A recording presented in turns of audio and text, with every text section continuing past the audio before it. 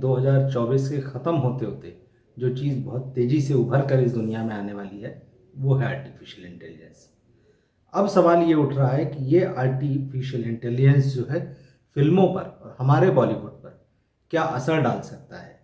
किस तरह से चीज़ें यहाँ पर बदल जाएंगी, क्या सिर्फ काम करने का अंदाज बदलेगा या फिर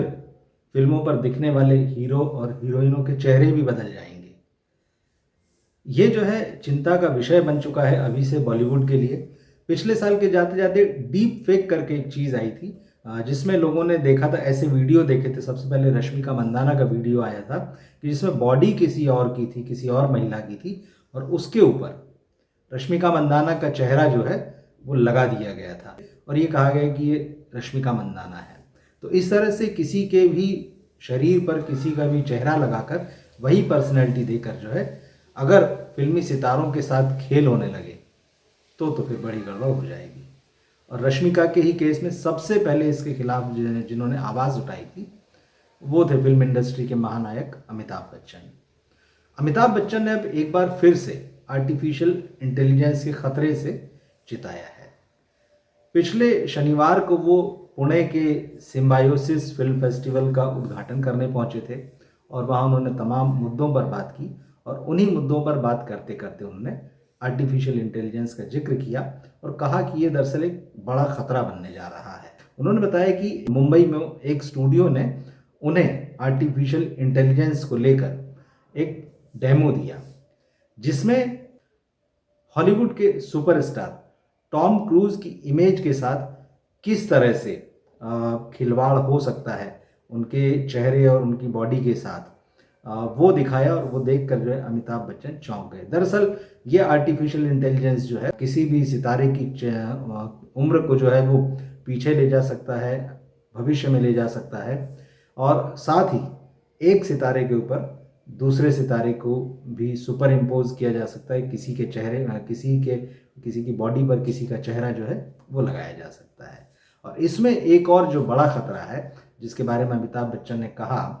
कि यह भी हो सकता है आने वाले समय में कि कोई स्टूडियो जो है वो आपकी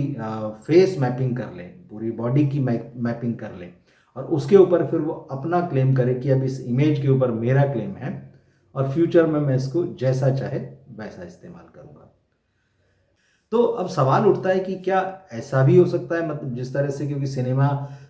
जो है मार्केट के हिसाब से खुद को बदलता है, सिनेमा का एक अपना इकोनॉमिक्स हो सकता है। तो एक दौर था जब विदेश में बनी फिल्मों की जो है हमारे यहाँ पर कॉपी कर ली जाती थी, कोई राइट नहीं होता था, किसी को पता नहीं चलता था और लोग अमेरिकी या ब्रिटिश या यूरोपियन फिल्मों को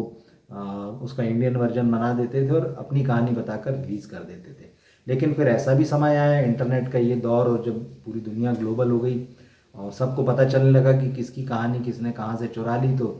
केसेस भी होने लगे। तो उसके बाद में फिर फिल्मों के राइट्स खरीदे, राइट्स खरीद के जो है उनको रीमेक करने का दौर आया। तो ये दौर भी हमने देखा और देख रहे हैं। लेकिन जो आर्टिफिशियल इंटेलिजेंस के साथ में जो सबसे बड़ी चीज़ मुझे समझ में आ रही है, क्या आने वाले समय में ऐसा होगा जैसा कि अमिताभ बच्चन साहब ने कहा कि फेस मैपिंग कर ली, बॉडी मैपिंग कर ली और उसके बाद में जो है उस आर्टिस्ट को कभी भी यूज़ किया जा सकता है अगर कोई उस पर क्लेम करता है, कोई प्रोड्यूसर या प्रोडक्शन हाउस। तो क्या ऐसा भी हो सकता है आने वाले समय में कि फिल्म तो हॉलीवुड की रहे, उस शानदार तकनीक के साथ में जिस तरह से वो लोग बनाते हैं, कसावट भरी कहानी, अच्छी स्क्रिप्ट, बहुत बढ़िया एक्शन जो है, वो सारी चीज़ें, थ्रिल उसका, तो क्या ये भी हो सकता है कि सब कुछ वहाँ का रहे और जो यहाँ फेस मैपिंग है, यहाँ जो बॉडी मैपिंग है, उस फिल्म को हिंदुस्तान में या इंडिया में चलाने के लिए सब कुछ वही रखा जाए और सिर्फ इंडियन चेहरों को, भारतीय एक्टर्स के चेहरों को उस फिल्म में, उस हॉलीवुड फिल्म में, विदेशी फिल्म में सिर्फ भारतीय चेहरों को लगा दिया जाए, आपको कुछ भी करने की ज़रूरत ना पड़े। क्या ऐसा हो सकता है कि टॉम क्रूज की कोई फिल्म हो हॉलीवुड की, वो जब वहाँ पर या दुनिया में रिलीज़ की जाए तो वो तो टॉम क्रूज के साथ की जाए, लेकिन जब उस फिल्म को इंडियन मार्केट में, हिंदी मार्केट में उतारना हो, तो क्या ये संभव है कि टॉम क्रूज के उस चेहरे पर जो है ऋतिक रोशन का चेहरा लगा दिया जाए? स्टूडियो ऐसा कर सकते हैं, तकनीक से ये हो सकता है। तो उन्हें कुछ भी नहीं करना होगा, एक हैंडसम अमाउंट जो है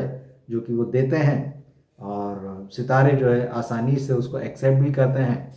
तो ये हो सकता है कि वो शायद टॉम क्रूज़ को पैसा दें और फिर यहाँ ऋतिक रोशन को भी पैसा दें, या किसी और सितारे को पैसा दें, शाहरुख हैं, सलमान है, अक्षय है, कोई भी हो सकता है, और सिर्फ उनको उनकी बॉडी इमेज का पैसा, निश्चित रूप से वो भी करोड़ों में होगा, वो कम नहीं होगा,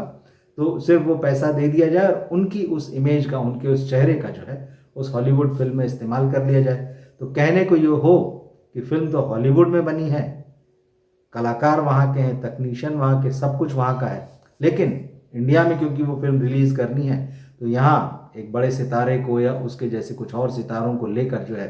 बॉडी में मैपिंग और फेस मैपिंग जो है वो करके उस हॉलीवुड फिल्म को पूरी तरह से हिंदी या इंडियन फिल्म बना दिया जाए। ये दरअसल एआई का बहुत बड़ा खतरा है, ये वाकई जो है, और साल के आते आते तक जो है चीज़ें बहुत हद तक और डिफाइन और रिफाइन हो जाएंगी। अगर ऐसा होता है